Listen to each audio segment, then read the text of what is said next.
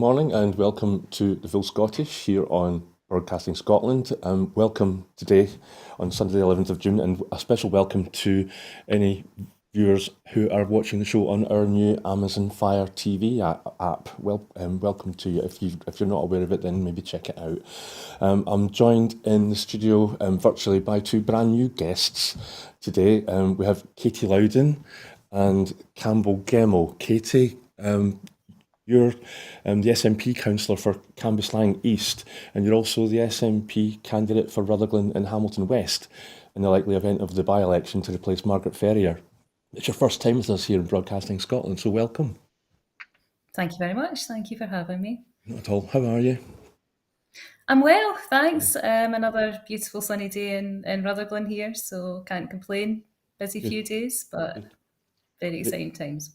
Great to have you. Hope you enjoy the show. And we've got Campbell Gemmell. Campbell, you were the former head of SEPA, the Scottish Environment Protection Agency, and you're currently a visiting professor of environmental governance at Strathclyde University. So welcome to the show, Campbell.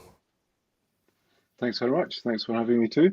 It's nice to be here. It's not quite as sunny as Katy's world. We've had some wild weather this morning already, but the garden is looking forward to the rain. Great. Well, good to have you both, and thank you for giving us your time on a Sunday afternoon. I'll start the show with our usual Ukraine update on day 473.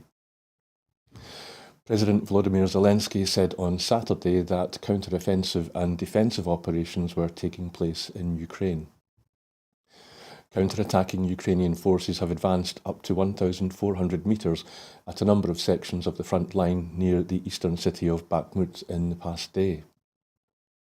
The UK's Ministry of Defence said over the past 48 hours significant Ukrainian operations have taken place in several sectors of eastern and southern Ukraine. The Russian Defence Ministry said on Saturday that Ukraine's forces have continued in the past 24 hours to launch attacks south of Donetsk and in the Zaporizhia regions, as well as in the area of the eastern city of Bakhmut. A drone attack by Russian forces killed 3 people and injured 27, including 3 children, in Ukraine's Odessa region in the early hours of Saturday.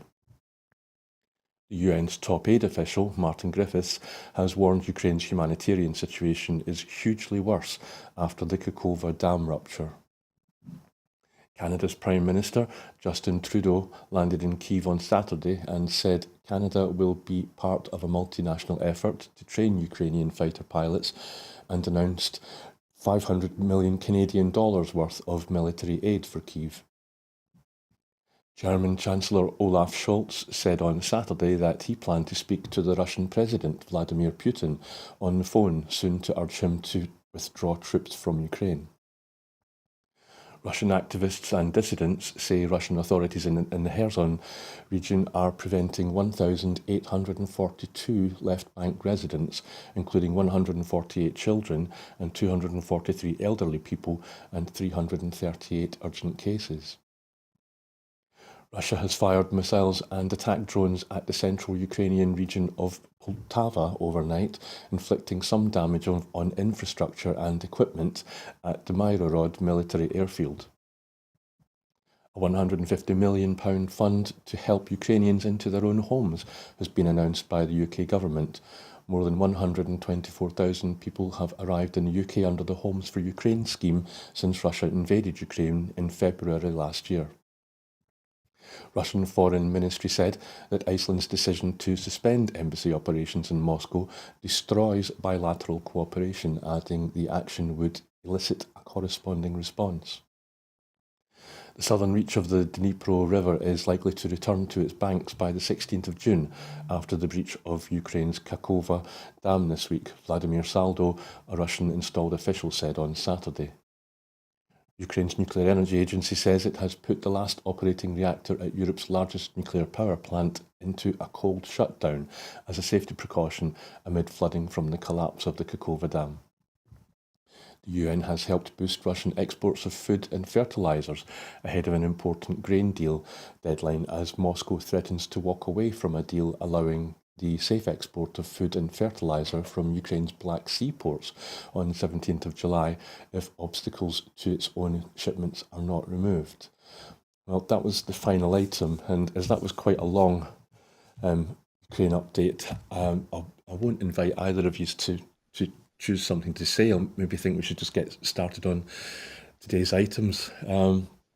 So the first item is Boris Johnson. Where to begin? Let's think. Previous Prime Minister, who was evicted from his post as Prime Minister by his own Conservative MPs, and then the other day he gives a shock announcement that, having seen the Privileges Committee report before it's been published and before we have seen it, he's decided to step down as an MP.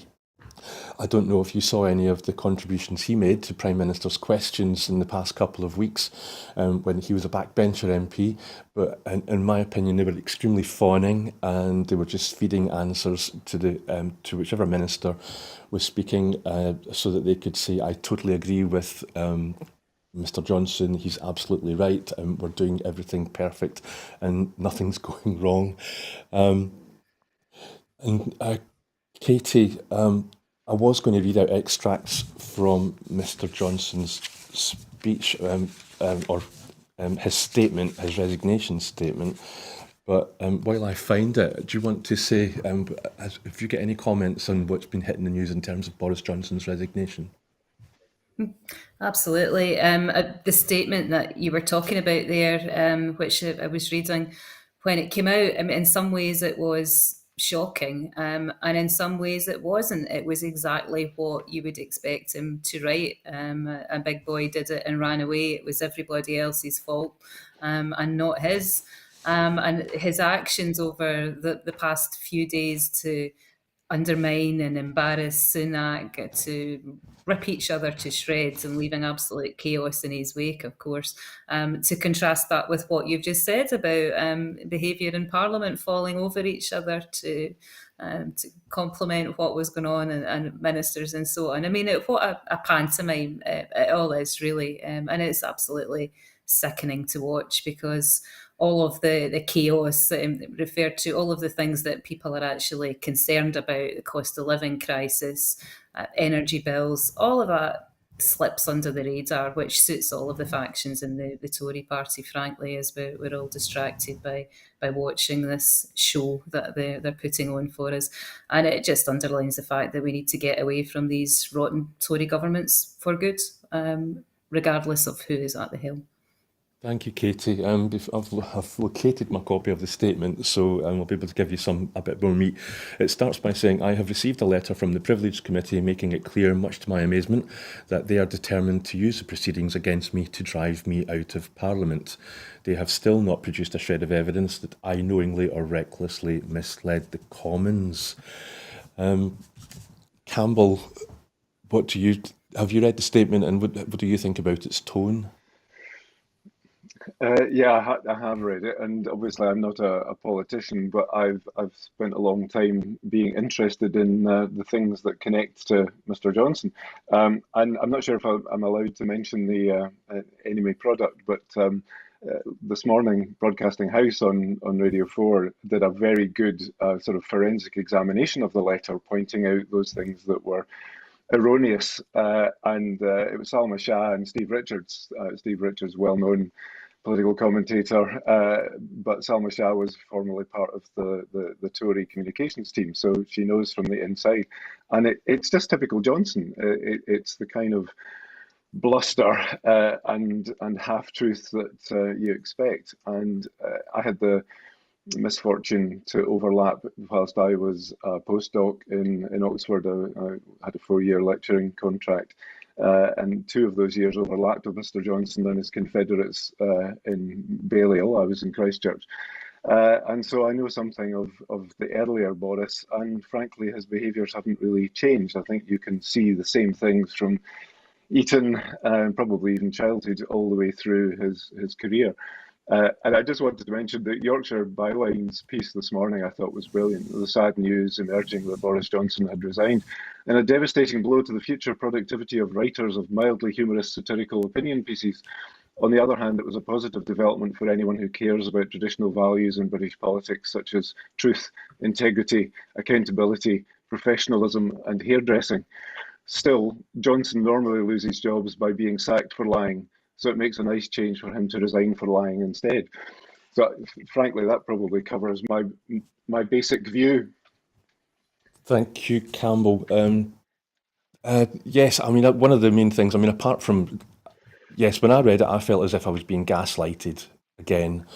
And, Yeah. and, and the one thing well, two things that I thought that he might have done with any kind of statement like this when someone resigns under the kind of cloud that he's resigned under, they would usually be expected to apologise and say sorry. And they would also, I would think, be expected to talk about whatever the Privileges Committee addressed, or what the Privileges Committee was put together for, which was to get to the bottom of whether Boris Johnson knowingly deceived Parliament. I think everybody's agreed that he did deceive Parliament, but it's whether he did it knowingly. So I think we can guess then from his resignation that they've said so. Katy, now that we've had a bit more meat since when you first asked you to contribute, is there anything else that you'd like to say? Yeah, I think I'm going to go and read the article in the Byline Times now as well. I think one of my favourite little short comments on it the other day was a tweet from Ballot Box Scotland talking about how as political anoraks, I suppose that's a label we need to wear with pride, will be denied the opportunity to watch him humiliated in a leisure centre at 5 a.m. You know, he has sidestepped that. There's not going to be any tears shed up here in Scotland for Boris leaving. And what he is going to be fine. What he's going to do next is going to be interesting to watch. The bubble that he lives in, the bubble of money and power and corruption and lies in theatre, he will be fine. What's he going to do next? Are we going to see another party? Are we going to, he's going to have power from wherever he is, behind a screen, on the sidelines, in the media. And it's all completely divorced from what Scotland needs and what Scotland wants. And I think it's going to be interesting to watch his next moves, because I don't think, unfortunately, we haven't seen the back of him. Yeah, you may well be right there. I'd like to, at some point, before we move on to the next item, talk about Boris Johnson's resignation list of people that he would like to submit into the House of Lords. But before I do it, let's just have a wee chat about what we think his legacy might be. So I'm going to ask you both the same question, and it's whether either of you would agree with Priti Patel. I'm reading out a tweet that she sent out the other day. Do you agree with Priti Patel that Boris Johnson's legacy is that he led the world in supporting Ukraine, he got Brexit done, was the UK's most electorally successful Prime Minister since Thatcher, who served his constituency with distinction and is, and I quote, a political titan whose legacy will stand the test of time? Campbell, do you agree? No. There might be almost 2 out of 5 there if you really push it. I mean, I think his support for Zelensky and his role as a partial catalyst in broader international support, that we probably have to credit him that. But then if he hadn't done that as Prime Minister, that would have been a catastrophic failure. His approach when he was Foreign Secretary previously was considerably less glorious. So I think we have to bear that in mind. The issue about massive victories and him cloaking himself with a bit of Thatcher and a bit of Churchill is complete. Well, I can't use the word I want to use, but it's nonsense. Because if you look at the leadership margins and the votes cast, etc., that relate to the Blair administrations, whatever we think of them, there were huge parliamentary majorities, and even one of Thatcher's was considerably beyond Boris's. So I mean, he makes stuff up. And he is an extraordinary political coward in the sense that he doesn't like to be challenged, he doesn't like to be argued with, and going off on a strop is just about right. And I think, given what we are going to go on to talk to about Trump, the parallels are extraordinarily deep. So I think, he's a monstrous embarrassment for me, for the UK. And partly because of my entire career, essentially from university onwards, has been based on dealing with European environmental law and the huge benefits that were brought through our membership of the EU in environmental terms. And from Cameron onwards, the Conservative governments have pretty much trashed that. And Boris was the kind of ignominious end of that sequence, although frankly, given what's still going on, they may not be done with causing harm on that front. But taking us out of the EU, I think, is something that will be on a tombstone, I hope not just mine, as something that was Boris's achievement. And what a shockingly bad piece of self-harm that has proved to be. Thank you, Campbell. And Katy, the same question. Do you agree with Priti Patel about Boris Johnson's legacy? Again, I could have summed that up by just saying no. What is eventually written in the history books, I think Campbell made a very good point there, and I know we'll be speaking about Trump later, about the parallels which are going to be there in terms of reputational damage to the UK, as well as actual damage which he has caused. Certainly we could hold him responsible for Brexit, but as Campbell said, I wouldn't mark that down as an achievement. That's something to be marked down as something for him to be blamed for. And that is the opinion. There was a recent survey, and that's what Scots think. I mean, more than 70% of people, regardless of how they voted, now recognise that Brexit was a disaster. It is a disaster. It's an ongoing disaster, and it's something which we will be unpicking and feeling the effects of for years, for generations potentially. So that is going to be his legacy as far as I'm concerned, and the way that he has left as well just really is the measure of the man. He was gone before he was pushed. And as Campbell said, a political coward is a very good summary. He has left a mess behind him, and everything is on fire. And his reaction to that is to try to pass the blame on to somebody else, to embarrass his predecessor. Thank you, Katy. Yes. Brian, could I have a short PS there? Yeah, of course. Thank you. I agree with Katy very much. So I think it would be wrong of us if we omitted the fact also, particularly when Lady Hallett is running the COVID inquiry, not to mention COVID, because the 250,000 people that died, a significant proportion of those would not have died had Boris bothered to attend Cobra meetings, had Boris paid serious attention to the science, despite the fact that they used the rhetoric of "we're following the science," the "I" when it suited, but not for long. But the damage done again to an elderly grouping, a group of vulnerable people, some prominent citizens, a whole host of components of our society, those people who weren't allowed to grieve with their dying relatives, etc., etc. He was responsible for that.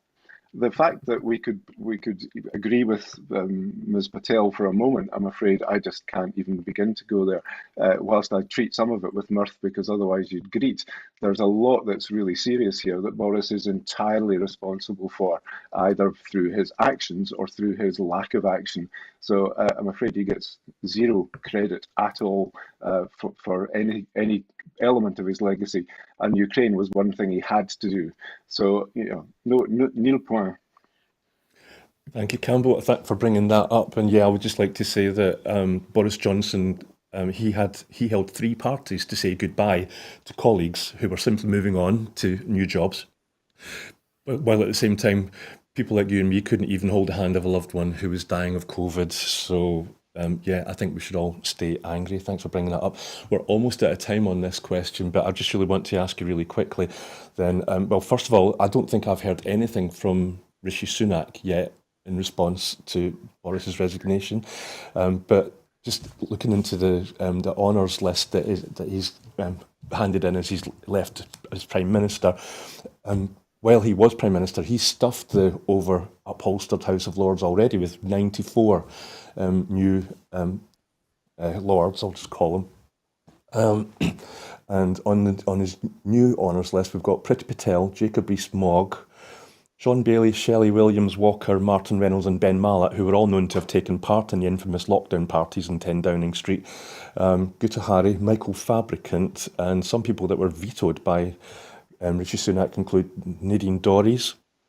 So it's going to be, and she's now resigned as well, so it's going to be a by-election there where Labour are only 3 points behind the Tories in her seat. Alex Sharma, Alistair Jack, Boris's dad Stanley. Yeah, I don't know. Katy, would you want to be on that list with those names? No, absolutely no. It's a role of dishonour, isn't it? And it's really had a dual purpose for him as well, because I saw your comment about the fact that Sunak hasn't commented on it yet is really interesting, because when you were speaking, one of the comments yesterday that popped into my mind, which I'd read, I think it was on the BBC website, the apparent Tory senior MP or minister didn't even want to put his or her name to it, which it just shows you all of the sort of deviousness and nobody wanting to say the wrong thing at the wrong time. But the comment was along the lines of it had this purpose of him. It was as if he was acting like a medieval king, rewarding his loyal subjects by pressing a gold coin into their palms, and it does have that feeling. And of course, he's having a good kick on the way out because of his bruised ego. But there is a serious point to this, of course, because it's another scandal. It's another sordid Tory scandal. Let's not beat about the bush here. And it's just yet another reminder of how broken and corrupt the whole Westminster system is. Thanks, Katy.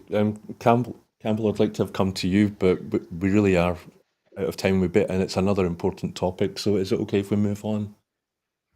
Yep, you can take it. I agree. Okay, thank you. So the next item is Donald Trump. So we've now got the incredible situation where Donald Trump is being about to be indicted. There are 7 counts where, at least that we know of, where Trump is going to have to probably go to jail. 37 in total, the voice in my ear tells me, but 7 of them are to do with the obstruction of federal justice counts. And just for those 7 counts alone, if convicted, for all of them, they alone would amount to something like 20 years in prison.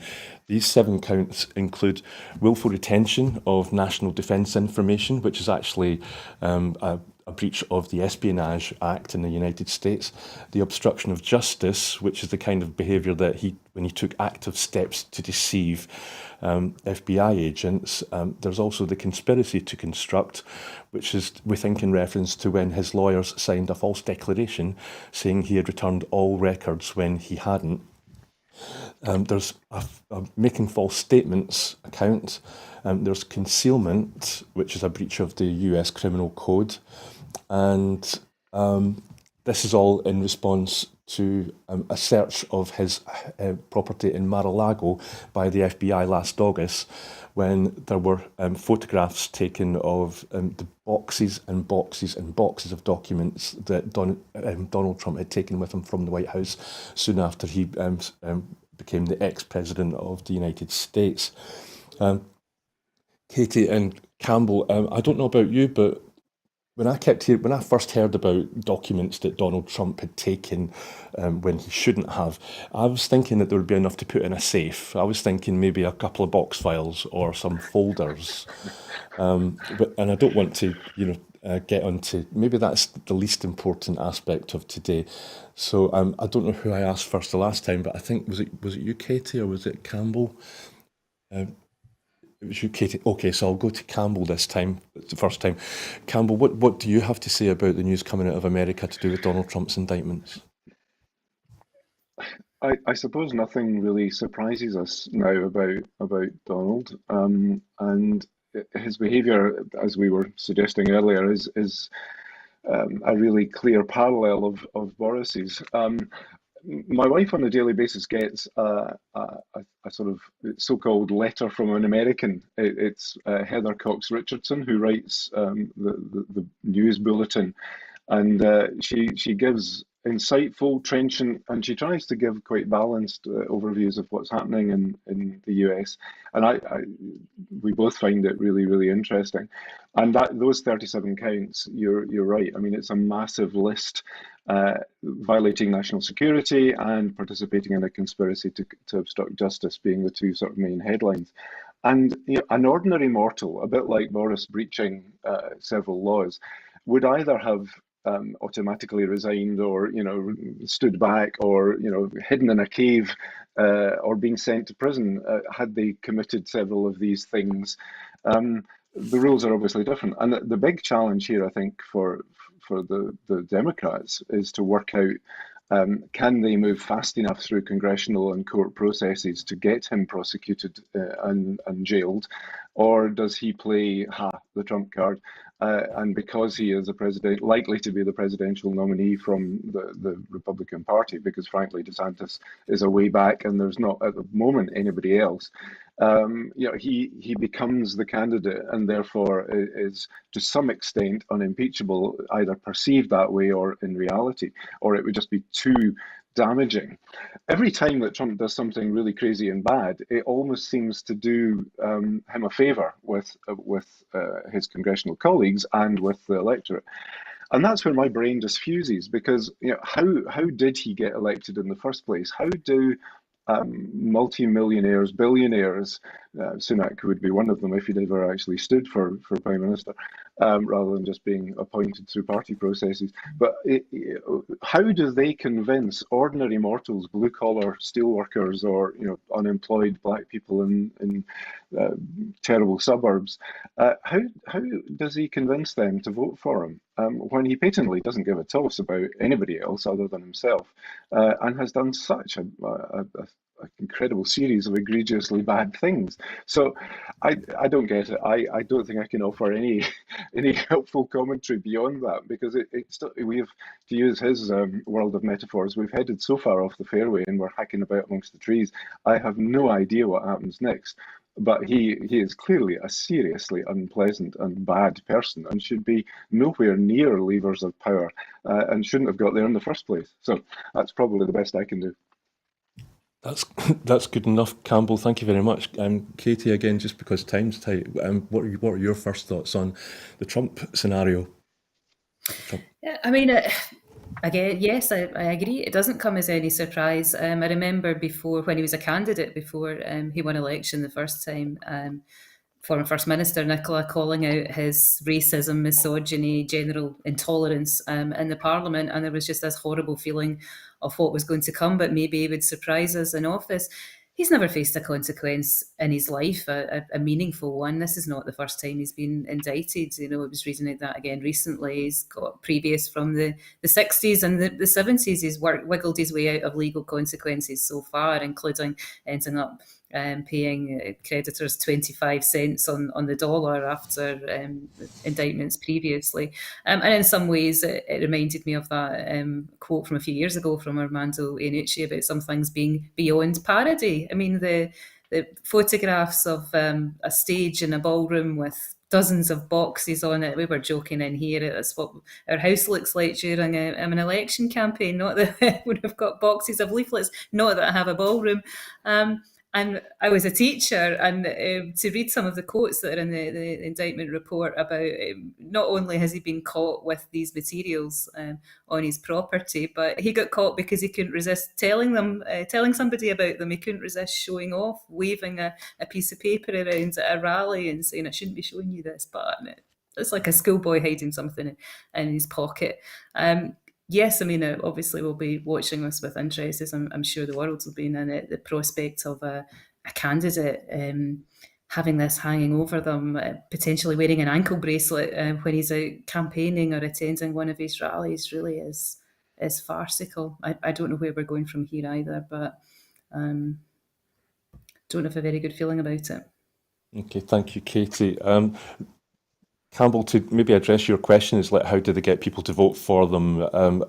we might have the answer to that if we look into Trump's video statement, which he made shortly, just yesterday, I think. So his video statement, which he posted on his social media platform, Truth Social, about his indictment, it was poorly lit and had really kind of low quality sound. It wasn't very good at all, and I'll try and give you some sense of it here. I don't think he was reading from a script. He talked about the boxes hoax. I'm an innocent man, an innocent person, set up by Hillary Clinton and Democrats. He claimed he had immunity as an ex-president, citing the Presidential Records Act. At one point, he said more than once, I think twice at least, he talked about Russia hoax. He claimed that he got more votes than any other president by far before him. He talks about this is warfare and we can't let it happen. He talked about weaponizing the FBI. He said it's a hoax. The whole thing is a hoax and a scam. It's election interference. They're trying to destroy a reputation so they can win an election. Very unfair. Such a poor job. I am innocent. So what I'd maybe say about that is it was a very familiar rhetoric that came from Johnson. And again, just like Boris Johnson in his statement, there's no apology, and he doesn't attempt to address any of the charges that he's facing. So, Katy, does that help? What do you think about the statement, if you saw it, if you watched it? I haven't actually watched the statement, I'll be completely honest, but as you have described it, I think it's very interesting talking about just the lack of polish that's there in terms of him poorly lit, what he's saying, because this is also something that's happening at the moment as well. He's being abandoned. He's going through this sort of carousel of lawyers and supporters. He's changed lawyers again this week. So you do have to wonder who's left there, who's advising him just now. Is he listening to anybody? Did he ever? And where is this going to end up? I think it's very frightening in a lot of ways, but quite fascinating to watch. He's very clearly on a downward spiral at the moment. Thank you, Katy. And so yeah, Campbell, sorry, I was just going to say, Campbell, if you've seen the video, or maybe, I don't know how well I've maybe managed to give a sense of it, but again, did you get a feeling that you were being gaslit by him? Yes. I mean, but that is his style. He does, poke his audience, and he loves to do that, and it tends to work with that audience and with the depths of the Republican base that he appeals to. I mean, they even believe that he's a religious man, which I find quite stunning. But it does, for me, take us to an interesting place. I mean, if you remember some of his campaign rallies with the "lock her up" rhetoric for Hillary, etc. He is a kind of football hooligan in that sense, the same kind of thuggish behaviour that Boris demonstrates. And there's a fascinating underpinning to that, which is these guys are narcissists. They are just almost pure self-indulgent, self-important ego. But that we also have to recognize that these really big jobs, heading up a state in whatever form, they do require a certain degree of hubris and self-confidence and so forth. You need, I can't imagine it, but that level of belief in yourself to be able to withstand the kind of modern world and all of its pressures. But these guys have just gone so far off into the red. I can't understand it, and I don't really want to be anywhere near it or under it. And who knows what happens next? Because against an octogenarian Biden, it doesn't look like a very pretty contest if that's where we end up. So I don't have a very good feeling about the direction of travel, even if Biden's policies and Kamala Harris maybe gives us a little bit of hope, because some of that is clearly the right stuff. But yeah, we're in an odd and quite scary place over there and over here too. Thanks, Campbell. And again, we're about to run out of time, but let's just see if we can squeeze something else in. Katy, I think you mentioned that there's other indictments already in the pipeline. I think there are 3 in total, and one of them I think includes an investigation about the 6th of January coup attempt when Trump supporters overran the White House and But there's another thing going through the courts that I heard about on a lawyer who was talking about something that she's got going through the courts just now, and it's been given the nod to go to the next stage, which is she wants to have all of Trump's non-disclosure agreements made null and void. I would imagine that people would still get to keep the money. So it's just really quickly, it's almost as if like Trump's got all these red or green sniper dots right pointing on his forehead. Sorry, Yeah. Campbell, you first. Yeah. I think there is a lot more coming down the line. We might have thought that paying off a prostitute and the issues that started taking him to court might have been enough to fell a number of careers, but clearly he's just a serial offender, and therefore there's likely to be a series of further indictments to come. Whether it actually makes a difference, or whether it strengthens the Republican support for him, that's the kind of topsy-turvy through the looking glass world that we seem to be in here. So yeah, there's a lot more to come, but what will it achieve? I don't know. Katy, just really quickly then, before we go on, have you got anything that you'd like to say that you haven't said so far? No, I would just agree with that. I think there is this feeling that we're teetering on the edge of what is to come, and obviously by the very nature with the NDAs, then goodness knows what is in there. The big question is going to be whether it makes a difference, and where we go from there. But we certainly we know how he is going to react to these. We've seen his reaction to what has come out so far, and I think it's safe to presume we're going to get further lies, bluster, complete fantasy, and whether or not that is going to continue to appeal to his support base or shore them up and bolster them remains to be seen. Yes, and just to end on that item, apparently he's going to appear in court next week for his arraignment. So yeah, lots of opportunities for him to continue to spout his empty rhetoric. So I'll move on to the next item, which is the deposit return scheme in Scotland. Just out of interest, there's one benefit of a deposit return scheme, which I don't think I've heard anybody mention yet.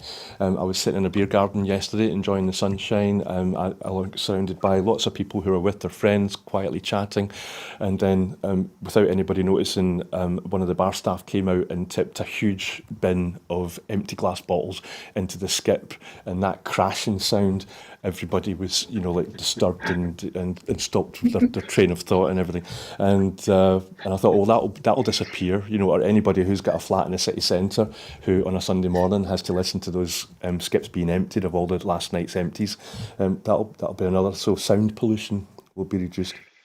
But so let's try and get into the meat of this. So Heineken, Britvic, Tesco and the British Soft Drinks Association all backed glass in the deposit return scheme that Scotland wanted to put forward. The Welsh deposit return scheme also wanted to include glass in its proposals, but the Tory government ignored both them and businesses by removing it.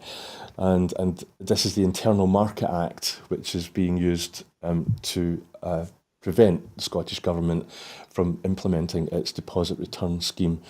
I don't know, again, we're so much to start. Maybe my first question is, will devolution now only work when both Westminster and Holyrood are in complete agreement? Katy, do you think, would that be yes or no? I think that's an interesting question. I think this is certainly the thin end of the wedge in terms of harming devolution.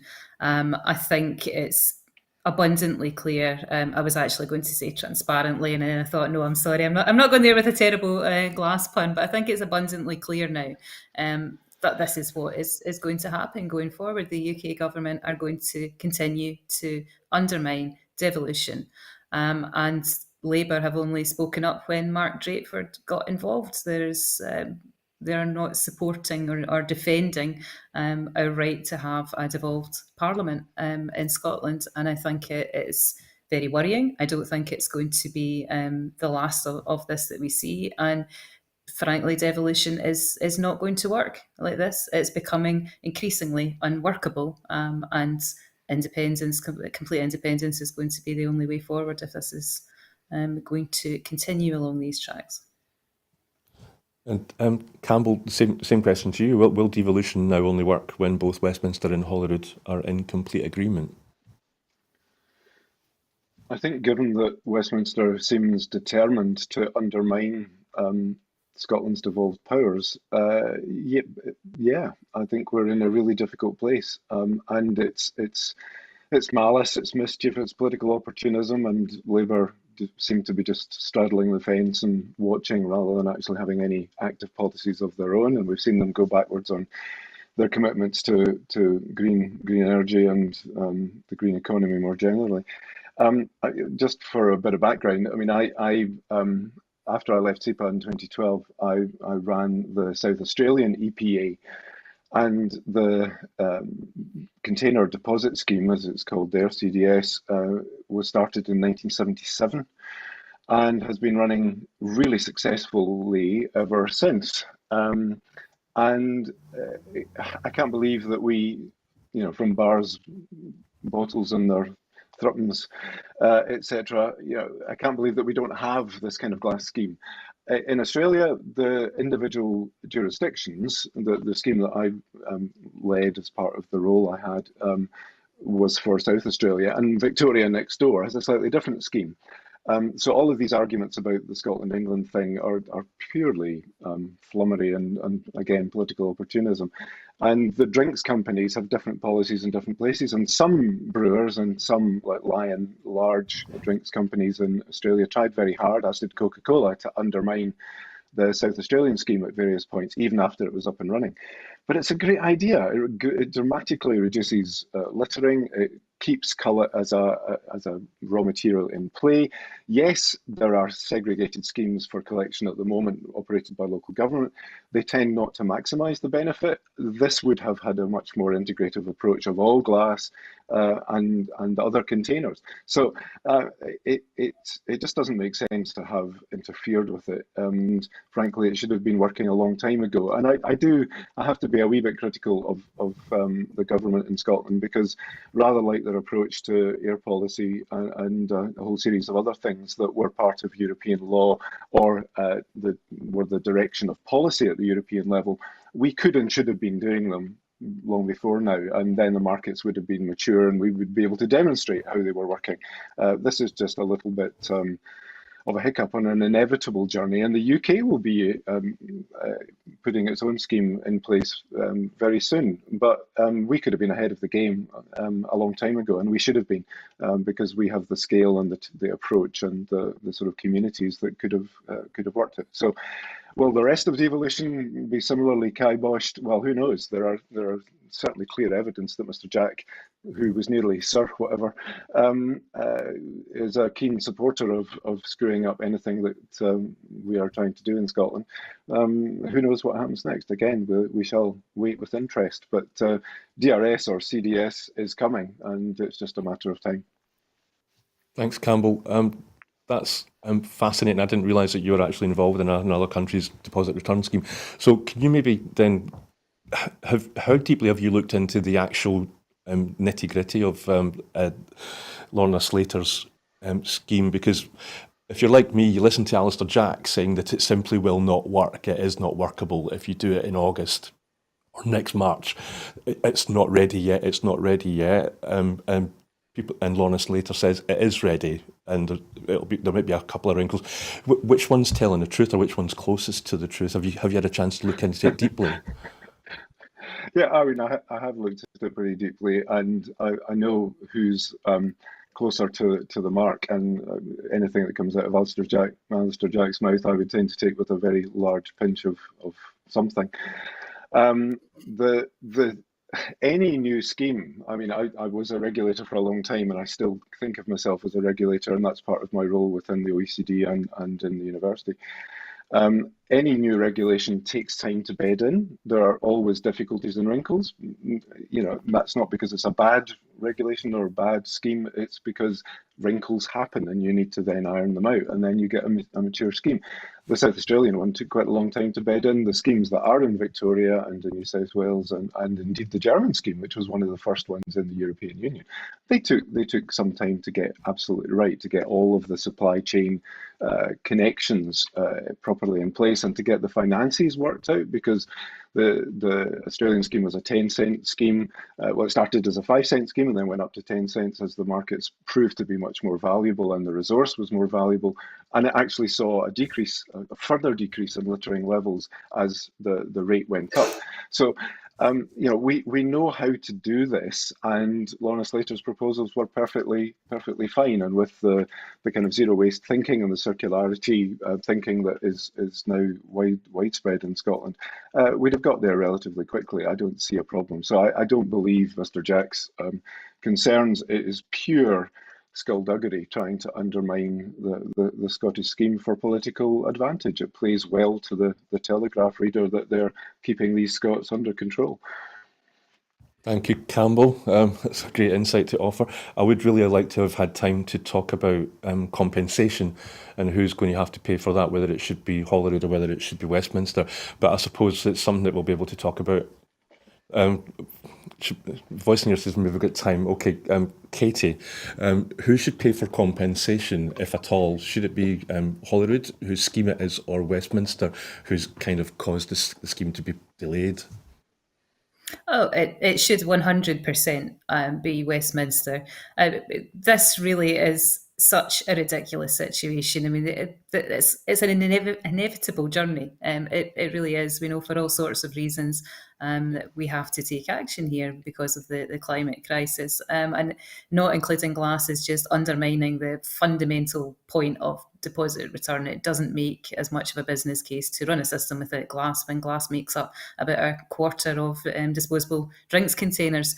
In some ways, I mean, I think Westminster have really shot themselves in the foot here. We were talking about ironing out wrinkles. England could have had the chance to watch Scotland and Wales ironing out any wrinkles, treating it as a pilot scheme, and then sit back and be able to avoid any small problems which do crop up. We've had this ridiculous 11th hour intervention for absolutely spurious reasons, purely to undermine the devolved governments of Scotland and Wales. So Westminster have created this mess. It should 100% be up to Westminster to look businesses in the eye now and tell them how they're going to sort it out. Thanks, Katy. And yes, you're if thinking back, the Conservative government back in Margaret Thatcher's time, they were quite happy to practice things or give things dummy runs in Scotland first. Things like the poll tax, I seem to remember, was one example. So they can do it when they want. But Campbell, I would like to have come to you, but we better move on to our final item, which is Scottish independence. So we're told that there's going to be a new independence white paper due in the coming weeks, and that is going to focus on the Constitution. We've also got Jamie Hepburn, the Minister for Independence. He said that the SNP should consider the prospect of a multi-option referendum on Scotland's future, but he did admit that that wouldn't be as good an option as full powers of independence, I suppose. But he said that if Labour was to get in and they were to offer Scotland a devolve max position, then he would at least consider it. And then, of course, the First Minister has tweeted that Labour have already broken their promises and once again turned their back on Scotland. Yet another example that Westminster cannot be trusted to prioritise the desperately needed investment that will enable us to get to net zero and deliver a just transition for the workers of Scotland. That's a reference to Labour's plans or recent announcement that they're going to ditch or dilute the £28 million that they had committed to their Green Prosperity Pledge. And we have a press release from the SNP which says that Humza Yousaf has said that devolution is becoming unworkable under Westminster control. The First Minister has warned that Labour silence means they risk ending up on the wrong side of history. He said that under Westminster control, Scotland is facing an unprecedented situation of laws passed in explicitly devolved areas. being struck down by Tory ministers, and the key principle of legislative consent from Holyrood is being disregarded, with 10 breaches of the Sewell Convention recorded so far, something which just would have been unthinkable a few years ago. We are facing a steady erosion of the powers of our Parliament. So, Katy, I'm sorry, that was a bit of a barrage, but just wanted to try and get all of that out of the way so we can talk. Was there anything in there that caught your eye? Yes, absolutely. The part about devolution becoming unworkable, and we've spoken at length, and we've just finished speaking about an example of that in action. And independence really is going to be the only true way forward here. And the other part, so I'm obviously, my background is in local government. I'm currently a councillor, and the fact that Labour are quite happy to sit back just now and watch this happening to devolution, yes, I do think they're going to be on the wrong side of history, because what is maybe getting the national press attention is how Labour are behaving in local government at the moment. They are in pacts with Tories up and down the land. In our case, in all but name, they have given a non-political or quasi-judicial position to a Tory councillor with the associated power. And we have actually had the Tory leader on a completely unrelated debate, again, something that is of great import to the people of South Lanarkshire and how we work, saying that he was happy to vote down unionist lines. That was the quote. So at local government, we're seeing this absolute nonsense as well. And yes, devolution is entirely unworkable. Independence is going to be our only way forward here, and we need to break this logjam, and we're going to do that by the power of the people calling for it, the people of Scotland calling for a change to that kind of nonsense. Thanks, Katy. And Campbell, can I maybe just ask you a slightly different question? I mean, I think you'll probably want to say something about Labour watering down their £28 million commitment to climate change. But Jamie Hepburn, the Minister for Independence, when he said that they would consider a Devo Max option if it was to be put on the table, I would imagine from whichever party's in power in Westminster. But surely, because we've been talking about earlier on, Westminster is using the Internal Markets Bill to stop DRS. Next week, I believe they're planning to use secondary legislation to simply overrule something that Parliament has already voted for in Westminster to do with our protesting rights. So if we get Devo Max, as Gordon Brown has even offered, as close to federalism as possible, the way Westminster's going just now, they're just going to ignore it, aren't they? Yes, I don't see any particular hope. I mean, Gordon has been brought out of the crypt a few times to say more or less the same things, and none of his previous promises turned to anything. And you know, the nature of the Labour vote, whilst it might spike a wee bit in the next general election, they are a deeply unpopular party in Scotland because of the way in which they abused it over 2 generations and more in terms of commitments and promises not met. So I'm afraid I don't believe much coming from that source either. I mean, I'm an environmentalist. I have been a public servant and an educator variously through my career. I'm a Republican. I am from the political left. I only have a very limited choice of parties to vote for. And if all the other parties gang up into a unionist cabal that prevents things that we want to happen in Scotland from happening, and they're supported by a UK government that will never be of a hue that matches what we seek from Scotland, we're kind of in the vice. We're in a very difficult place. We had made really significant progress under the Scottish Parliament, I think, on a whole bunch of fronts to make us, as Leslie would have, a somewhat more Nordic type country.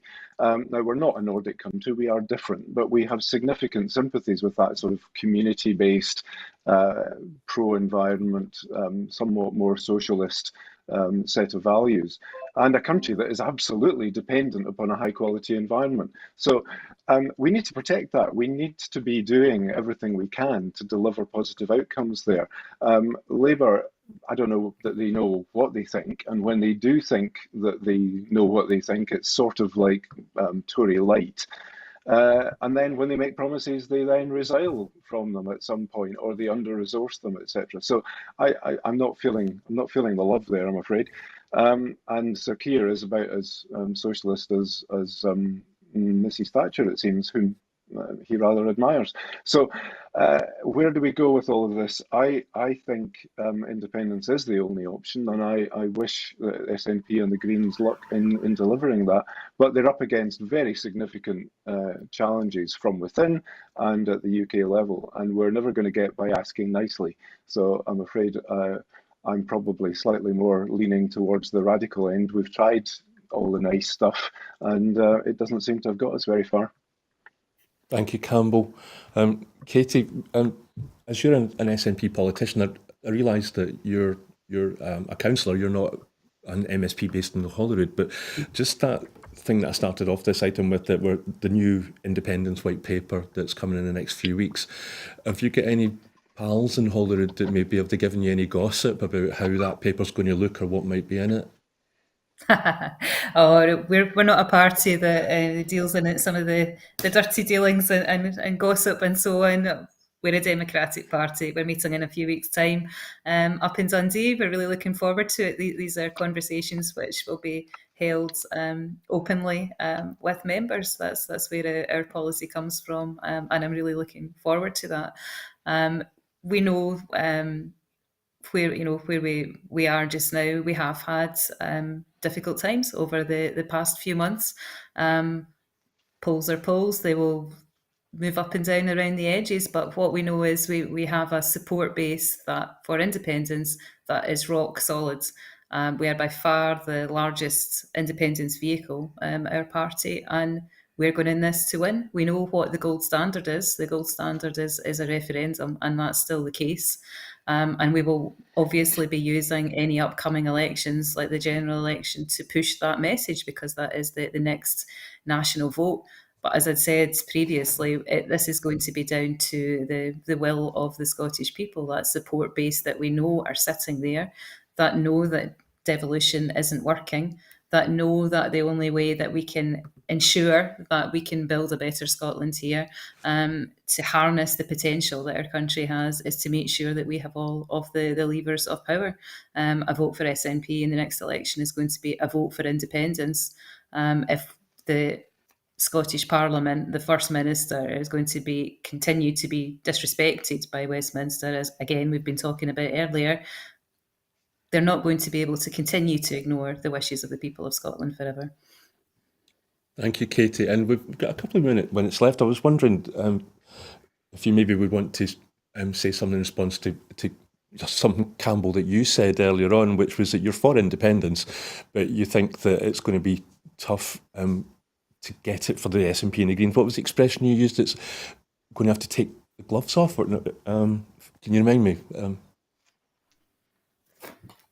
No, I was just saying that we've asked nicely, and we've behaved in that way for some time. I mean, Nicola at our best was an ideal demonstrator of the Doric Smedum, and I think we need to be robust in the way in which we progress here. The messaging needs to be really strong and compelling, and we need to knock down these ridiculous opposition arguments that have been dealt with. Okay. What currency will we use, etc. We need to move beyond that. There is only one real path for a properly innovative, creative, and positive Scotland, and that's through achieving independence. How it is for those who are actually in the elected positions to help us to deliver it. Okay, I'd just like to let Katy respond. Have you got anything that you'd like to say in response to? Yeah. The gloves are well and truly off. If anybody hasn't seen the First Minister's slot this morning on Koonsberg, I would thoroughly recommend that you go and watch it, because he speaks very well on this issue as our party leader. We're going to have a laser focus here on how we are going to win the referendum that we are going to get, how we are going to win our independence, because as Campbell said, that is really the only one true path which we have to getting ourselves out of this mess. And a vote for us is going to be a vote for independence, and that is the message that we will be going into any election with, whether that's we have council by-elections coming up in our area as well, whether we have parliamentary by-elections, whether we're talking about the next general election. That is the message that we need to go in with. The scales are falling from the eyes of more and more people every day, because things are getting very real, unfortunately, and people who have not felt some of the disastrous policy impacts that are coming from Westminster up until this point, with the cost of living crisis, energy bills, everything else. They're really starting to feel the bite now, and they are starting to see Westminster for what it is, and all of the things we've spoken about earlier, what are going to unfold over the next couple of weeks with Boris and Sunak and the ongoing farce down there, is only going to help people to realise that and realise that independence is the way forward. Thank you for that, Katy. And so that's we've pretty much ran out of time now. So Katy, thank you. Campbell, thank you to you both very much for coming on here for the first time. Hopefully it wasn't too traumatic, and you'll both come back again. It's been really good having your thoughts and your insights. So I'll end the show, and we'll move. So that's it for this week's Full Scottish. But before we go, I just want to remind you that here at Broadcasting Scotland, we depend on the generosity of our supporters. So to everyone who has donated and to everyone who has signed up to make a regular monthly payment, we thank you very much. Our programmes will always be free to view, you know that. However, if you can afford £5 a month, could you please consider becoming a Broadcasting Scotland supporter? Right now we have a pressing need to raise £30,000 to pay our bills and to ensure that we are able to continue making programmes like this one. So thank you once again, Katy and Graham. Campbell, forgive me, Campbell. Yes. So goodbye, and thank you for watching.